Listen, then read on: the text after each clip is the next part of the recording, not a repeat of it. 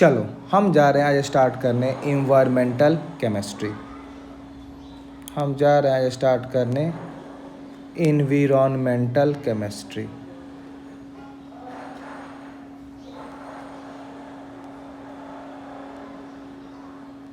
ठीक है,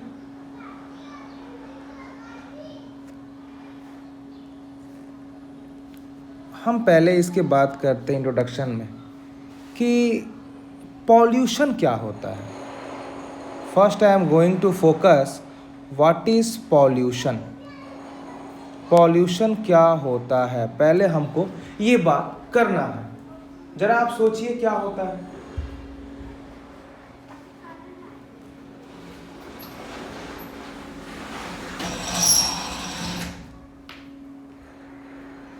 सोच लिए क्या हुआ, क्या होता है। देखिए, हमारे आसपास में जो एयर है, जो वाटर है, जो लैंड है, इसमें किसी तरह का चेंजेस हो जाए, चाहे फिजिकल चेंज हो या केमिकल चेंज हो या बायोलॉजिकल चेंज हो, जो human beings as well as other living beings, living culture, living condition, industrial progress या रिसोर्स को जो हार्मफुल करता है, इसी को हम कंबाइन क्या बोलते हैं, pollution.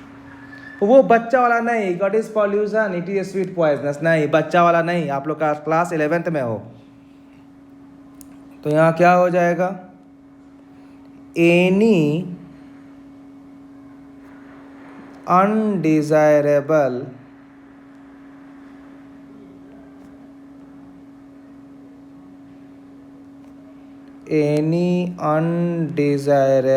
change in physical,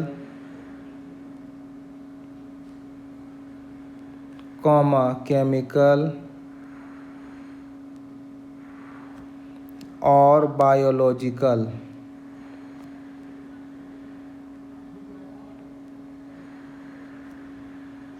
characteristics or biological characteristics of air, water and land that is harmful to human life, that is harmful to human life and other living organisms, harmful to human life and other living organisms, या आपके living condition को जो destroy करे, living condition, और I am saying they are destroying the cultural assets,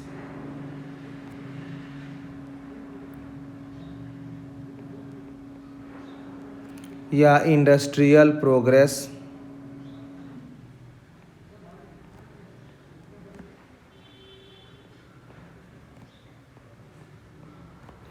and harm our resources,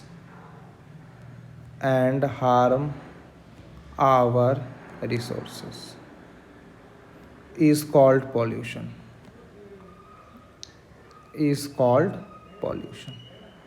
simple logic है। कोई भी disturbance जो हमारे नेचुरल लाइफ को डिस्टर्ब करे, चाहे किसी भी फील्ड में, इसे क्या बोलते हैं, पॉल्यूशन। आया समझ में। अब पॉल्यूशन के बाद अगला जो जा रहे हैं हम बात करने की, actually what is environmental pollution.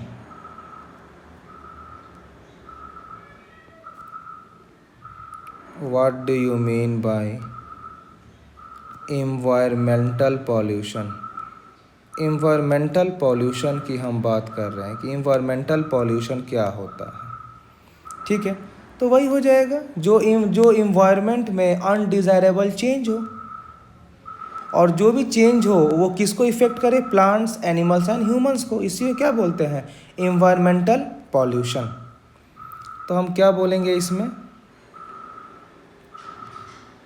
कि any undesirable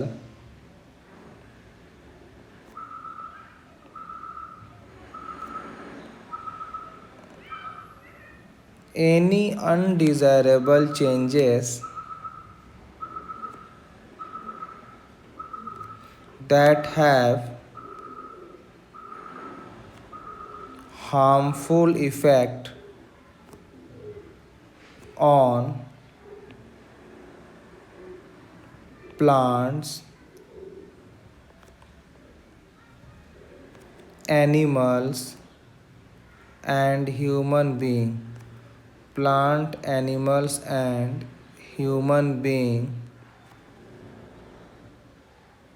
in our surrounding is called environmental pollution.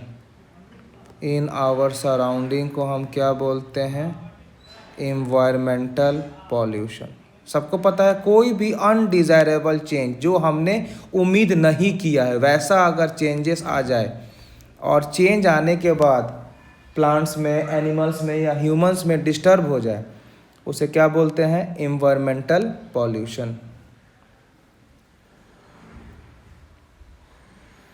अब ये तो समझ में आ गया। अब अगला जो टर्म हम बात करने जा रहे हैं वो है what do you mean by pollutant.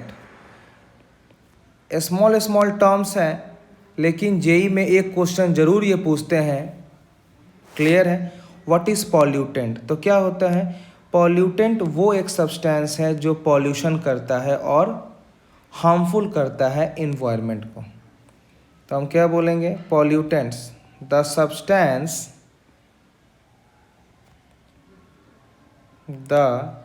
substance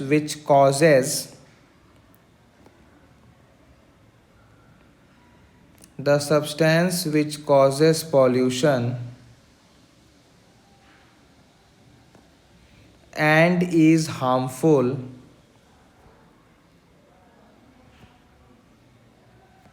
for environment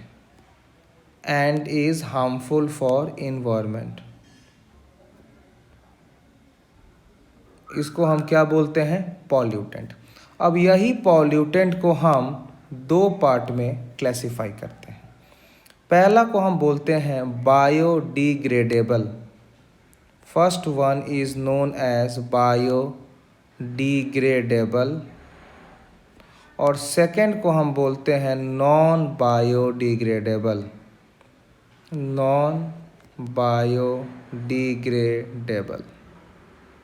दो तरह से हम पॉल्यूटेंट को क्लासिफाई करते हैं, ठीक। अब हम ये समझते हैं कि हम कब किसको बोलेंगे बायोडिग्रेडेबल और कब किसको हम बोलेंगे नॉन बायोडिग्रेडेबल। तो बायोडिग्रेडेबल क्या है? ये उस तरह का पॉल्यूटेंट्स हैं जो क्या करते हैं? जो डिग्रेड हो जाते हैं बाय नेचुरल प्रोसेस, जो धीरे धीरे अपने स्मॉल कॉन्स्टिट्यूएंट पार्टिकल्स में टूट जाते हैं नेचुरली या artificial method with the help of radiation या माइक्रोबैक्टीरियल एक्शन। इसको हम बोलते हैं बायोडिग्रेडेबल पॉल्यूटेंट। लेकिन जिनका जो पॉल्यूटेंट का डिग्रेडेशन मतलब टूटना बहुत स्लो हो उसे हम क्या बोलेंगे? Non biodegradable. क्लियर? तो पहले हम इनका डिफिनीसन लिख ले कि what is biodegradable pollutants and what is non biodegradable pollutants. So first I am going to focus on biodegradable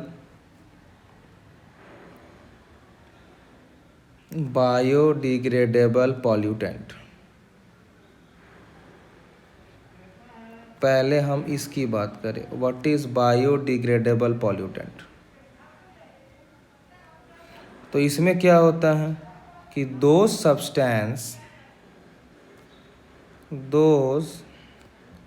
substance which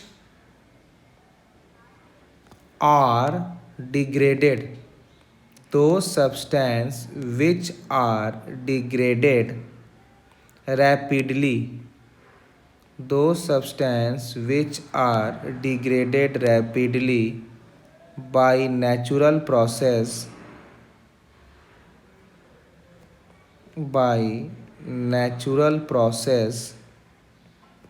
or artificial methods, by natural process or artificial methods क्या क्या होते हैं ये? This is radiation and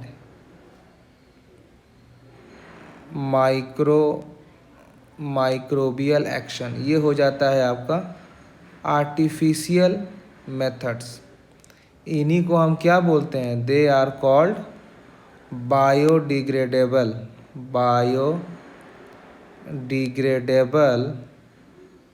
pollutant. इसका example में क्या लिख सकते हो आप? जैसे वेजिटेबल्स, जैसे आप अगर पोटैटो खाते हो तो उसके जो कवर्स होते हैं आप बाहर फेंक दोगे, वो कुछ दिन बाद डिग्रेडेड हो जाएगा। दूसरा हम बात करते हैं non biodegradable pollutant. Non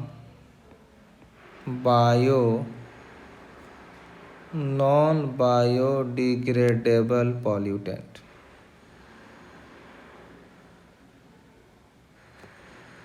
non biodegradable pollutant, तो इसमें हम क्या लिखेंगे? Those substance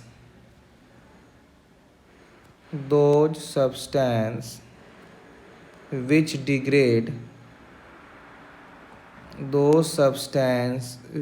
degrade at a very slow rate,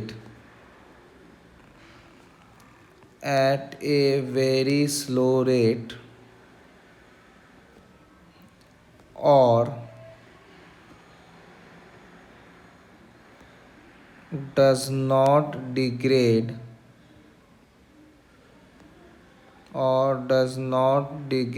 by natural biological process,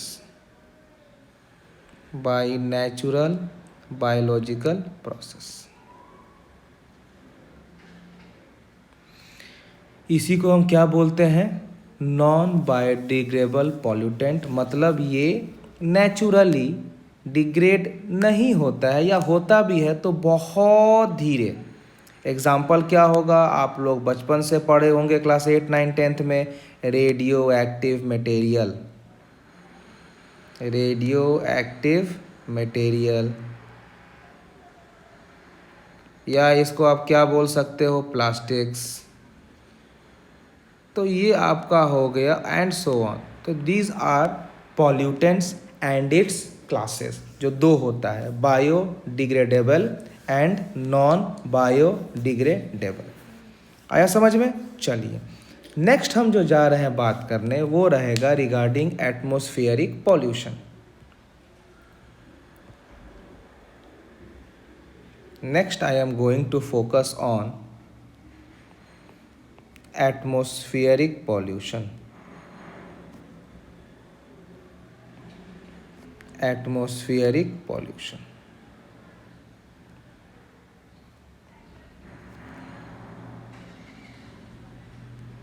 ठीक है।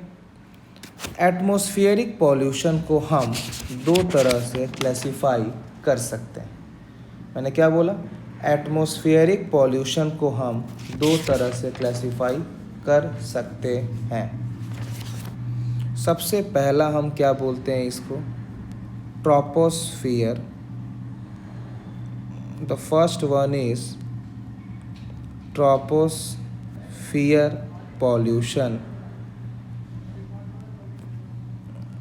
and the second one is stratosphere pollution, and the second one is stratosphere pollution। ये दो तरह के पॉल्यूशन एटमॉस्फेरिक पॉल्यूशन को कंबाइन, मतलब हम ये बोल सकते हैं कि atmospheric pollution includes both troposphere pollution and stratosphere pollution.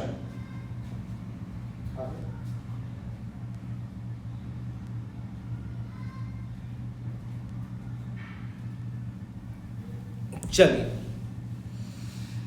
हम एक एक करके पढ़ेंगे कि atmospheric pollution is the combination of tropospheric pollution and stratosphere pollution. तो सबसे पहले हम बात करते हैं कि व्हाट इज ट्रोपोस्फियर पॉल्यूशन। ठीक है, चलिए पहले हम इसकी बात करते हैं।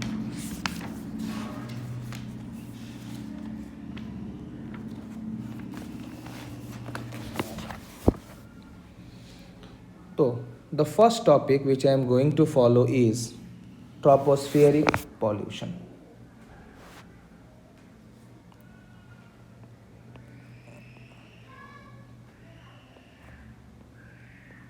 Troposphere pollution. Troposphere pollution. ठीक है, सबसे पहला पॉइंट क्या बोलेंगे कि ये जो ट्रोपोस्फियर लेवल होता है ना, ये 10 किलोमीटर एबव होता है फ्रॉम सी लेवल। तो पहला पॉइंट हम क्या बोलेंगे कि extends up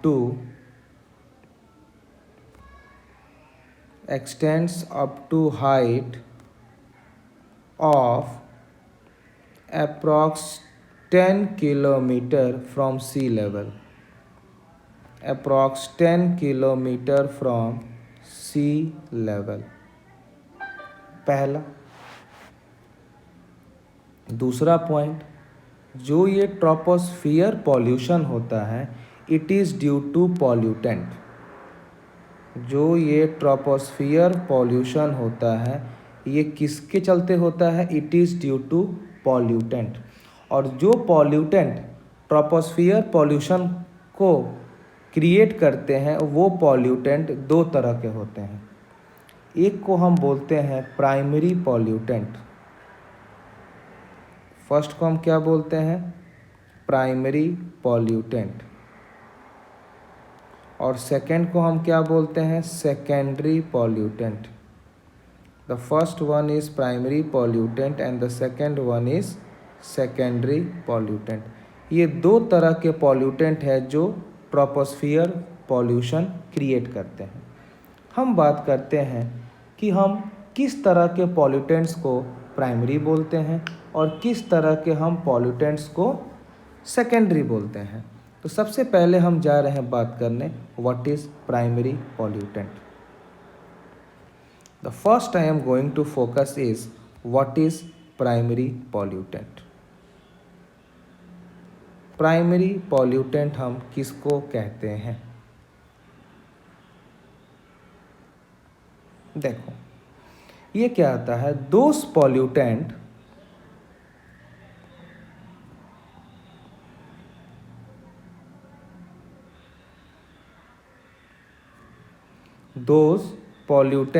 which are those pollutant which are persisting in the environment, जो environment में present है, which are persisting in the environment in its form, in the form it is produced, in the form it is produced। मतलब जिस तरह से वो lab में बनता है इन्वायरमेंट में उसी फॉर्म में एग्जिस्ट करता है, तो उसको हम क्या बोलेंगे? Primary pollutant. एग्जाम्पल क्या हो जाएगा आपका? CO, carbon monoxide. क्या हम बोले? CO, carbon monoxide.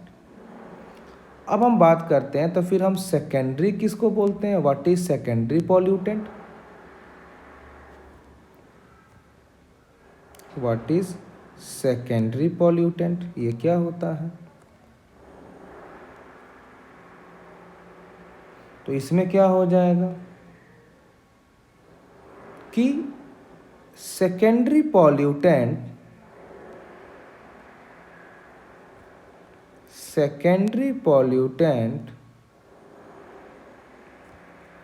are formed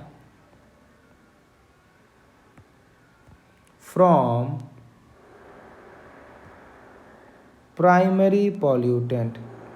Secondary pollutant are formed from primary pollutant.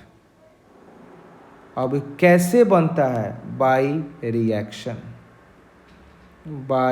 Reaction और चेंज, बाय रिएक्शन और चेंज। इससे हमारा बन जाता है, क्या बनता है? Secondary pollutant. मतलब हम क्या बोल सकते हैं, अगर इसको हम केमिस्ट्री के फॉर्म में लिखें तो हम क्या बोल सकते हैं कि अगर आपने यहाँ पर प्राइमरी पॉल्यूटेंट लिया है और by the help of reaction ये कन्वर्ट हो जाए किस में?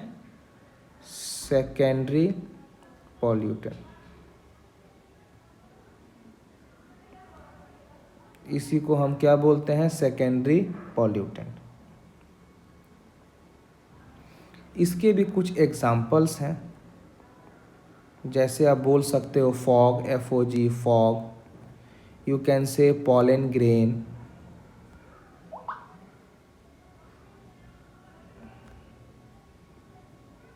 you can say dust, you can say a smoke, volcanic eruption and so on। तो हम क्या देख रहे हैं कि fog means gas, pollen grain means solid। तो हम ये भी बोल सकते हैं कि हम सॉलिड या गैसियस पॉल्यूटेंट से भी सेकेंडरी पॉल्यूटेंट बना सकते हैं। आया समझ में? चलिए अगला जो जा रहा है हम फोकस करने, वो हमारा रहेगा गैसियस एयर पॉल्यूटेंट। क्योंकि अभी हमने बोला कि जो भी आप पॉल्यूटेंट सेकेंडरी बनाएगा, इट कैन बी गैसियस और सॉलिड। तो हम जा रहे हैं बात करने पहला गैसियस एयर पॉल्यूटेंट, जो सेकेंडरी पॉल्यूटेंट को बनाने में हेल्प करता है। तो फर्स्ट हम जा रहे हैं बात करने gaseous air pollutant. Gaseous air pollutant, gaseous air pollutant. सबसे जो हम पहला बात करेंगे वो क्या हो जाएगा? Oxides of sulphur. The first one is oxides of sulphur. और ये क्या क्या होता है? मतलब oxide of sulphur means sulphur and oxygen both are combined. तो एक हमारा बनता है SO2 जिसको हम बोलते हैं सल्फर डाइऑक्साइड, एंड दूसरा बनता है SO3 जिसको हम क्या बोलते हैं? Sulphur trioxide. अब देखिए इसमें क्या होता है। देखिए जो आपका सल्फर डाइऑक्साइड है, इसको जब आप नेचर के ऑक्सीजन से रिएक्ट करोगे तो ये बन जाता है सल्फर ट्राइऑक्साइड। ये क्या बन जाता है? Sulphur trioxide. हम इसको बैलेंस कर दें, ये 2 होगा, ये 2। कुछ बच्चे जो बिना पढ़े एग्ज़ाम देने जाते हैं, उनके दिमाग में ये भी हो सकता है कि sir sulphur dioxide plus O2, वो चुपचाप लिख देते हैं SO4, जो गलत है। क्यों? क्योंकि उनको पता होना चाहिए कि सल्फर केवल क्या बनाता है? 6 बॉन्ड, लेकिन SO4 में सल्फर का 8 बॉन्ड हो जाएगा। इसीलिए लीविस के कारण ये फेल हो जाएगा और हमारा SO3 बनेगा। कैसे? SO3 ऐसे बनता है, सल्फर केवल 6 ही बॉन्ड बनाएगा। अगर SO4 बनाओगे तो ये कुछ इस तरह से हो जाएगा, ये कुछ इस तरह, जो कि गलत है। Sulphur never makes 8 bond. ये कितना बॉन्ड बनाता है? 6। इसीलिए हमारा ये वाला रिएक्शन ही करेक्ट है। तो पहला आप समझ गए कैसे सल्फर डाइऑक्साइड से क्या बन गया, सल्फर ट्राइऑक्साइड। ये तो हो गया ऑक्सीजन में। कभी कभी ओजोन में भी हो जाता है। कैसे, देखो, जो आप सल्फर डाइऑक्साइड का आप जब रिएक्ट करोगे ओजोन से, ओजोन को ही हम बोलते हैं O3, यही O3 को हम क्या बोलते हैं, ओजोन। और ये क्या बन जाता है, ये बन जाता है आपका SO3 और साथ में ये बन जाता है O2। अब ये ओजोन का यहाँ पर आपको स्ट्रक्चर आना चाहिए। कैसे बनता है, O double bond O single bond O का 3 बॉन्ड तो ये प्लस, O का 1 बॉन्ड तो माइनस, ये आपका हो जाता है ओजोन। तो आप क्या देख रहे हो कि SO2 से SO3 is also made with the help of ozone. क्या हो गया, is with the help of ozone. Further यही जब SO2 रिएक्ट करता है H2O2 तो ये क्या बना देता है, H2SO4। सब पता है। इस H2O2 को क्या बोलते हैं, हाइड्रोजन पेरोक्साइड, जिसका स्ट्रक्चर होता है ओपन बुक लाइक स्ट्रक्चर। सब S ब्लॉक में पढ़े हो। तो क्या बन गया, H2SO4। आया समझ में। और यही जो H2SO4 जो बन गया, यही रेन को एसिड रेन में कन्वर्ट कर देता है। क्या करता है, एसिड रेन में कन्वर्ट। अब देखो, इसमें एक चीज़ बड़ा इम्पॉर्टेंट है जो आपको बताना है कि इसको ही हम बोलते हैं डिप्लीशन ऑफ ओजोन लेयर। इसको हम क्या बोलते हैं, डिप्लीशन ऑफ ओजोन लेयर। कैसे, देखो, जब SO2 के कांटेक्ट में O3 आया, ये बन गया O2। देख रहे हो ना, रिएक्टेंट में हमने लिया ओजोन और प्रोडक्ट में मिल गया ऑक्सीजन। तो भाई ozone is converting into oxygen, यानी जो ओजोन था वो खत्म हो गया, अब वो क्या बन गया, ऑक्सीजन। इसी को बोलते हैं what, depletion of ozone layer. आया समझ में। चलो, अब जो हमारा ये SO3 बना, ये बहुत हार्मफुल है इन कंपैरिजन टू SO2। क्यों, जरा समझो ध्यान से।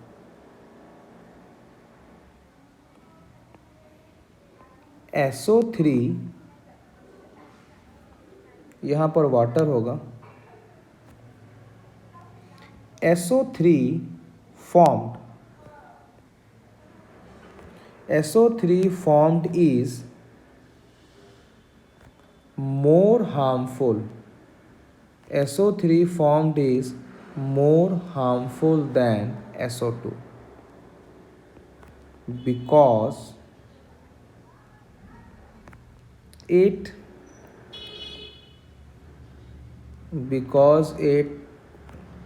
combines with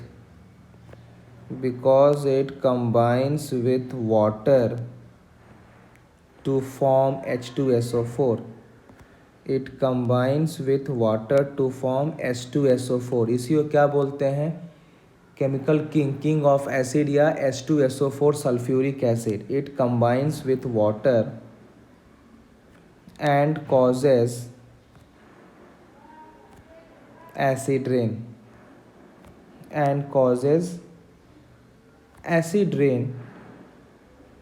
which is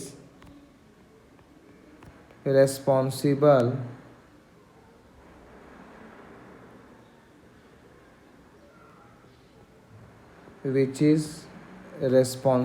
for yellow color of Taj Mahal, which is responsible for yellow color of Taj Mahal and other monuments।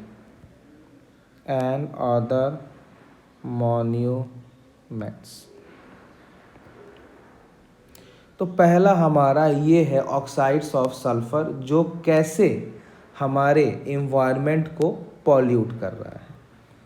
दूसरा हम बात करेंगे, ये भी गैस रहेगा, लेकिन अब हम बात करेंगे ऑक्साइड्स ऑफ नाइट्रोजन, मतलब nitrogen is combining with oxygen. Next हम बात करते हैं oxides of nitrogen. Oxides of nitrogen.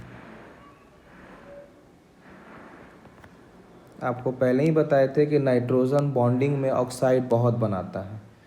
NO बनाता है, N2O बनाता है, NO2 बनाएगा, N2O3 बनाएगा, N2O4 भी बनाता है, N2O5 भी बनाता है। बहुत सारे ऑक्साइड्स ये बनाते हैं। क्लियर है? अब क्या होता है देखिए, हम बात कर रहे हैं ऑक्साइड्स ऑफ नाइट्रोजन। जो नाइट्रोजन हमारे एटमॉस्फेयर में प्रेजेंट हैं वो N2 के फॉर्म में होता है और ऑक्सीजन से कंबाइन होके ये बना लेता है 2O, NO। ये आपका एक न्यूट्रल ऑक्साइड है। NO क्या है आपका एक, दिस इज योर, हमें सिखाया था NOCO N2O।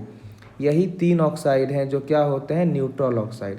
तो आपको एग्जाम में आता है कि which of the following oxide is neutral. 3 याद रखिएगा, हम आपको लिखवा देते हैं। एक कार्बन मोनोऑक्साइड, एक आपका NO और एक आपका N2O गैस, लाफिंग गैस। यही 3 है जो क्या होता है आपका न्यूट्रल ऑक्साइड। याद रखिएगा, एग्जाम में आता है। मेडिकल वाले को आ सकता है, JEE वाले को रिएक्शन का फॉर्म में पूछता है चैप्टर 1 में। तो ये बना दिया न्यूट्रल ऑक्साइड और यही न्यूट्रल ऑक्साइड फिर से कंबाइन करता है जो नेचर में ऑक्सीजन है और ये बना जाता है आपका NO2। ये क्या बना देगा आपको, ये बना देगा आपका NO2। रिएक्शन बैलेंस करना ये आपका धर्म है, आपको बैलेंस करना ही करना है, नहीं करेंगे तो गए काम से। ठीक है, अब देखिए, जब हमारा NO कंबाइन किया ऑक्सीजन से तब भी हमारा NO2 बन गया और जब हमारा NO कंबाइन करता है ओजोन से मतलब O3 से तब भी हमारा बन जाता है NO2 + O2। तो अब क्या देख रहे हो कि यहाँ भी ओजोन किस में कन्वर्ट हो गया, O2। मतलब this is also the example of depletion of low ozone layer. Clear है? तो ये सारे के सारे क्या है, ये सब के सब क्या हैं, हमारे इन्वायरमेंट को पॉल्यूट कर रहे हैं। ठीक है,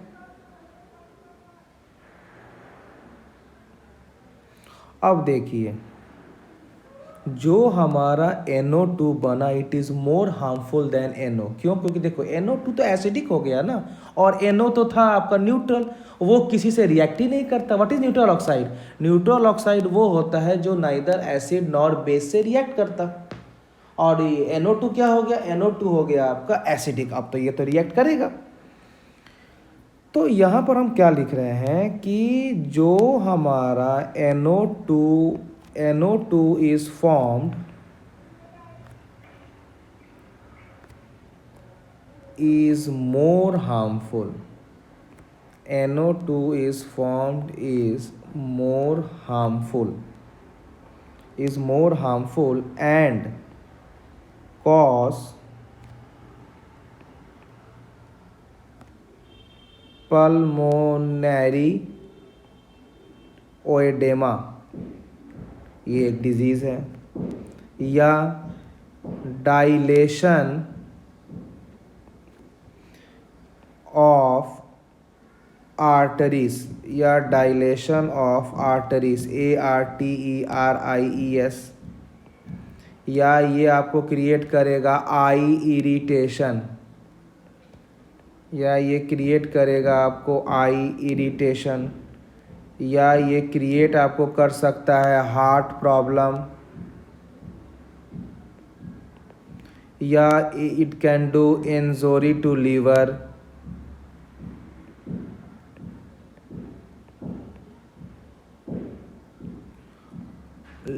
एंड किडनी, या it can cause acid rain. It can cause acid rain. तो it can cause acid rain. तो जो आपका NO2 बना इसका ये सब डिमेरिट्स है, ये सब इफेक्ट है। ठीक है, तो ह्यूमंस पर भी इफेक्ट है, मॉन्यूमेंट्स पर भी इफेक्ट है, प्लांट्स में भी इफेक्ट है। प्लांट्स में क्या करता है कि जो NO2 बना है ये क्या करता है, डैमेज करता है लीव्स को। ये क्या करेगा, ये डैमेज लीव्स एंड रिटार्ड मतलब स्लो करेगा, and retards rate of photosynthesis and retards rate of photosynthesis, उनके रेट को क्या कर देगा, ये स्लो कर देता। ठीक है। नेक्स्ट ऑक्साइड्स ऑफ सल्फर हो गया, ऑक्साइड्स ऑफ नाइट्रोजन हो गया। अगला हम बात करते हैं किसका, हाइड्रोकार्बन का। अगला हम बात करें किसका, हाइड्रोकार्बन। हम अगला बात करते हैं हाइड्रोकार्बन का। ठीक है। अब hydrocarbon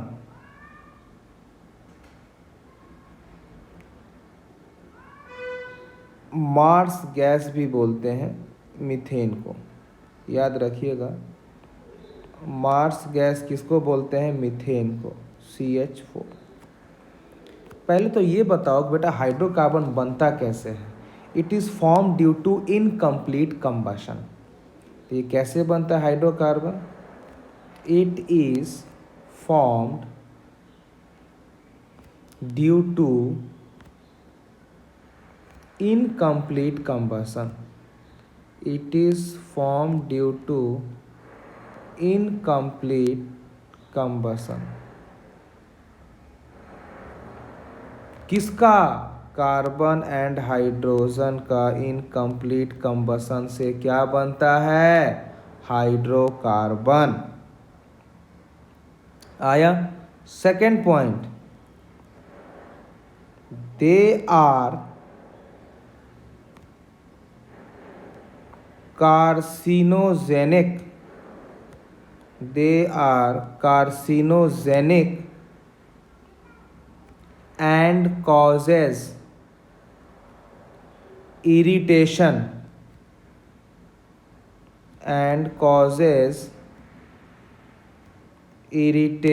of mucous membrane, ice. अगला इनका क्या साइड इफेक्ट है, दे कॉजेज एजिंग, मतलब कोई यंग पर्सन भी बुढ़ा दिखेगा, break down of tissue,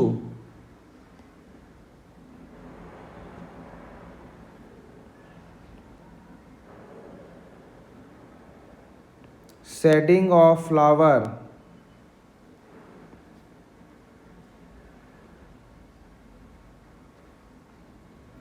leaves etcetera. ये सब क्या हो जाते हैं आपको, कैसे हाइड्रोकार्बन हमारे एनवायरनमेंट को पॉल्यूट कर रहा है। अगला जो गैसियस हमारा पॉल्यूटेंट रहेगा वो क्या है, ऑक्साइड्स ऑफ कार्बन। क्या है वो हमारा है oxides of carbon.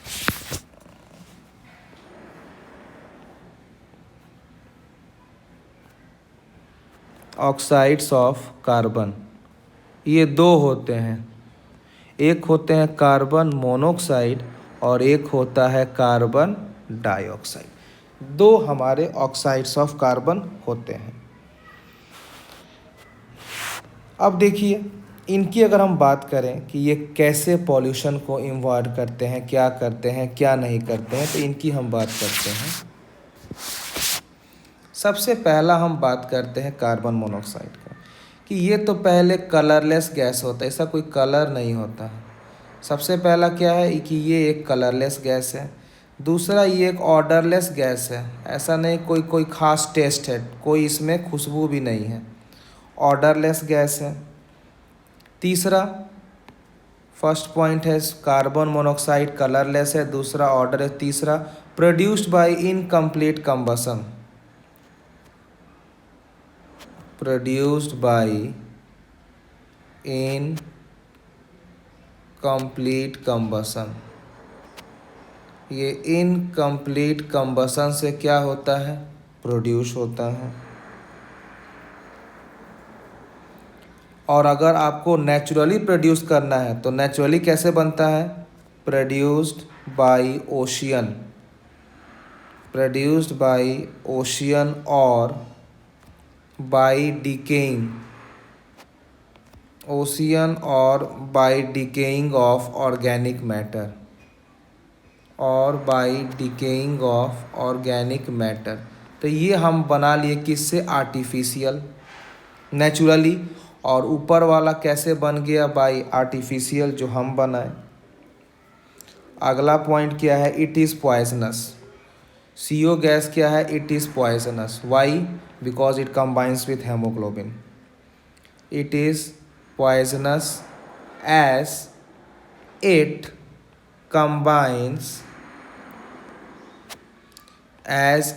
combines with hemoglobin, as it combines with hemoglobin to form 300 times more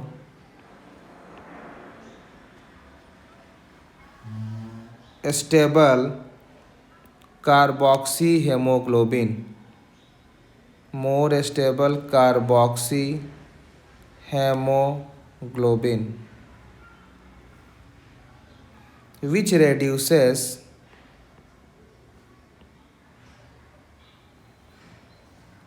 oxygen carrying capacity, which reduces oxygen carrying capacity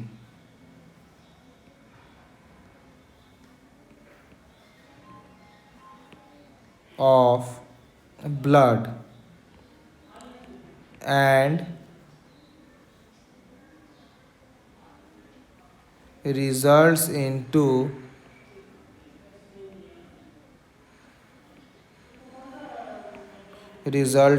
giddiness, headache,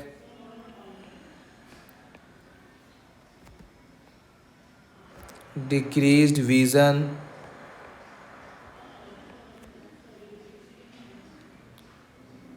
cardiovascular malfunction,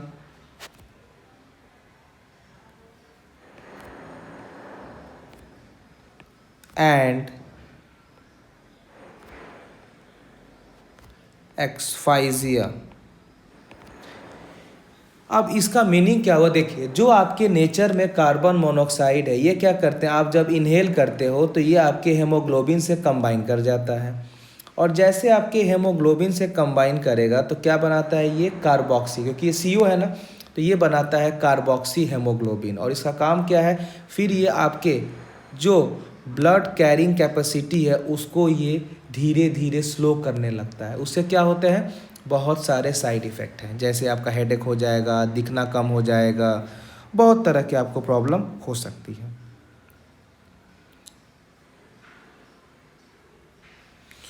बहुत लोग जो सिगरेट स्मोक करते हैं उसमें भी होता है कार्बन मोनोऑक्साइड। तो इससे क्या होता है कि जो भी बच्चे का एज अगर 1 मंथ या 2 मंथ या 15 डेज है, उनको भी इफ़ेक्ट करता है। As well as the women which are pregnant, they are also affected by carbon monoxide. दूसरा हम बात करते हैं कार्बन डाइऑक्साइड। कार्बन डाइऑक्साइड कैसे बनता है, क्या क्या करता है? My next topic is carbon dioxide formation.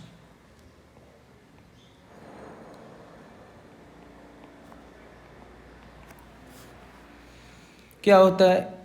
ये तो प्रोड्यूस हो जाता है naturally. It is produce either bye respiration, आप लोग जो ब्रीथिंग करते हैं उससे भी CO2 बनता है। It is produced by respiration, पहला प्रोसेस। दूसरा, it is produced by volcanic eruption, ये वोल्केनिक इरप्शन से भी बन जाता है। 2 तरह से बनता है, आइदर बाय रेस्पिरेशन और बाय वोल्केनिक इरप्शंस। इससे हमारा CO2 बन जाता है। तीसरा, अगर आप फॉसिल्स फ्यूल्स को जलाओगे तब भी बनेगा। Fossils fuel burning causes CO2। जब आप फॉसिल्स फ्यूल्स को जलाओगे तब भी आपको CO2 बन जाता है। आया समझ में? अब ये क्या होता है, अब इसका साइड इफ़ेक्ट आइए। पहला है कि it causes green house effect. It causes green house effect. CO2 क्या करता है? ग्रीन हाउस इफ़ेक्ट करता है। दूसरा, इट कॉजेज ग्लोबल वार्मिंग। ये ग्लोबल वार्मिंग भी कर देता है एटमॉस्फेयर को। तीसरा, साइड इफ़ेक्ट में क्या हो जाएगा ह्यूमंस पर? It causes headache, nausea, NAUSEA, नाउसिया,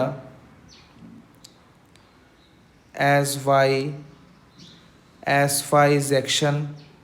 ये कुछ ह्यूमंस के इफ़ेक्ट पर है CO2 के साइड इफ़ेक्ट। ह्यूमंस पर साइड इफ़ेक्ट क्या क्या है, ठीक है।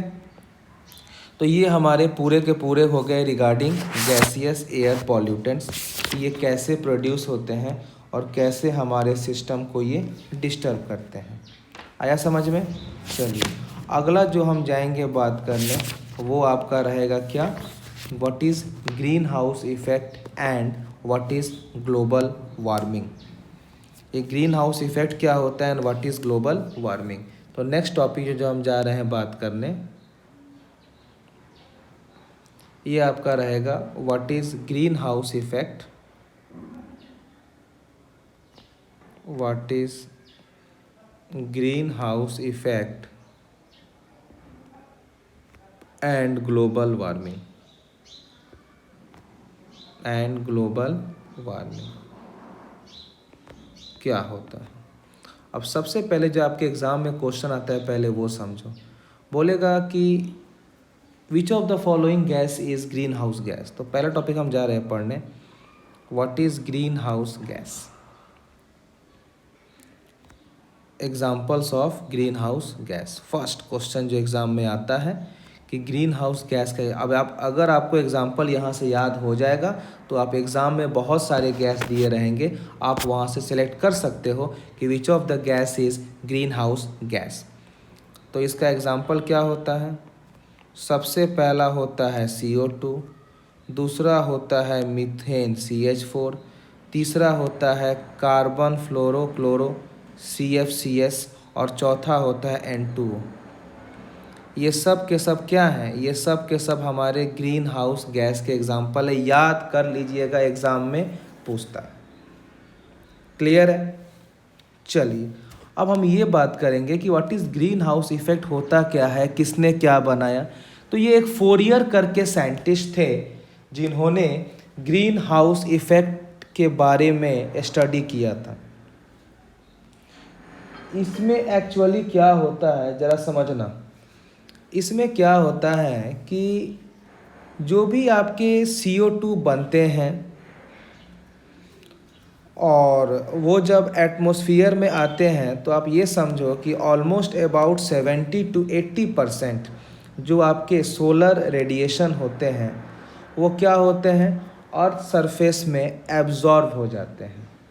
अबाउट 75 to 80% जो आपके सोलर रेडिएशन होते हैं वो क्या होते हैं, अर्थ के स्पेस में एब्जॉर्ब हो जाते हैं और बाकी जो 20 या 15% जो बचता है वो रिफ्लेक्ट बैक हो जाता है, वो रिफ्लेक्ट बैक हो जाता है। और वही जो सोलर रेडिएशन है वो ग्रीन हाउस जो गैस होते हैं जैसे आपका CO2, CH4, कार्बन फ्लोरोकार्बन या लाफिंग गैस, ये सब क्या करते हैं कि वही जो रिमेनिंग सोलर रेडिएशन जो रेडिएट किया उसको एब्जॉर्ब कर लेते हैं और टेम्परेचर क्या होता है, बढ़ जाता है, जिसके कारण होल एटमॉस्फेयर का टेम्परेचर बढ़ जाता है और इसी को हम क्या बोलते हैं, ग्रीन हाउस इफ़ेक्ट। देखो क्या होता है, थोड़ा सा हम डायग्राम में समझते हैं हमने क्या बोला। ऐसे मान लीजिए कि ये हमारा एक 100% सोलर रेडिएशन है। This is 100% solar radiation. ठीक है। अब क्या होता है कि यहाँ से ऑलमोस्ट 80% जो सोलर रेडिएशन है उसको जो अर्थ होता है वो क्या कर लेता है, अपने अंदर एब्जॉर्व कर लेता है, और जो रेस्ट होते हैं 20% उसको ग्रीन हाउस गैस एब्जॉर्व कर लेते हैं, जैसे CO2, उसके बाद मीथेन CH4, उसके बाद मीथेन CH4, उसके बाद कार्बन फ्लोरोकार्बन, उसके बाद लाफिंग गैस। ये सब क्या करते हैं कि 20% बाकी सोलर रेडिएशन को एब्जॉर्व कर लेते हैं। तो क्या होता है कि इनका टेम्परेचर फिर बढ़ जाएगा।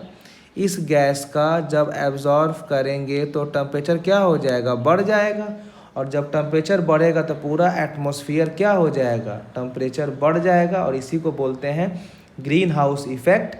और जो टेम्परेचर बढ़ा उसी को क्या बोलते हैं हम, ग्लोबल वार्मिंग। क्या बोलेंगे इसको, ग्लोबल वार्मिंग। अब अगर हम इसकी बात करें कि ग्रीन हाउस इफेक्ट का क्या साइड इफेक्ट है, तो पहला क्या है, ग्लोबल टेम्परेचर को बढ़ाता है। पहला क्या है, ग्लोबल टेम्परेचर को बढ़ाता है। दूसरा क्या है, बहुत सारे डिजीज़ को भी ये इन्फेक्शंस बढ़ाते हैं, लाइक से dengue, malaria, yellow fever, sleeping etcetera. तो अगर हम बात करते हैं कि what is the effect of green house effect, तो पहला क्या हो जाएगा, increase of global temperature. Increase of global temperature. दूसरा क्या होता है, इट इंक्रीजेस इन्फेक्शन डिजीजेस, जैसे कि dengue, malaria, yellow fever, sleeping sickness,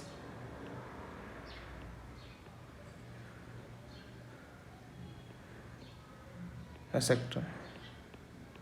ये सब क्या करता है, इस सब डिजीज़ को वो बढ़ा देता है। तो यही इसका इफ़ेक्ट होगा। आया समझ में। अगला हम बात करते हैं एसिड रेन। आप तो पढ़ते आते हैं कि एसिड रेन क्या होता है, कैसे होता है। ठीक है, तो नेक्स्ट हम जो जा रहे हैं बात करने, that is your acid rain. Acid rain में पढ़ने से पहले आपको पीएच का नॉलेज होना चाहिए कि पीएच क्या कहता है। देखो, पीएच ये होता है, हम इसको 0 मानते हैं, इसको 7, इसको 14, इसको 14 जो 7 वाला होता है ना पॉइंट, इसको हम बोलते हैं न्यूट्रल। क्या बोलते हैं, न्यूट्रल। जो 7 से कम होता है इसको हम बोलते हैं एसिडिक या एसिड। 7 से ज़्यादा होता है इसको हम बोलते हैं बेस। मतलब जो एसिड रेन है, एसिड है मतलब एसिड रेन, हमारा जो एसिड रेन है वो कहाँ से कहाँ तक लाई करेगा, वो आपको 0 से 7 के बीच में ही लाई करेगा। क्या, this all are pH value. क्या हो गया, पीएच वैल्यू, जिसको किसने डिस्कवर किया था, सोरेनसेन। मतलब अगर आपका पीएच 0 है, 1 है, 2 है, 3 है, 4 है, 5 है, 6 है, या 6.7 या 6.8 या 6.9, तो वो एसिड कहलाएगा। पीएच 7 हो गया तो क्या कहलाएगा, न्यूट्रल। और पीएच अगर 7.2, 7.7, 8, 9, 10, 11, 12, 13, 14 तक रहा तो क्या बोलते हैं उसको, हम बेस बोलते हैं।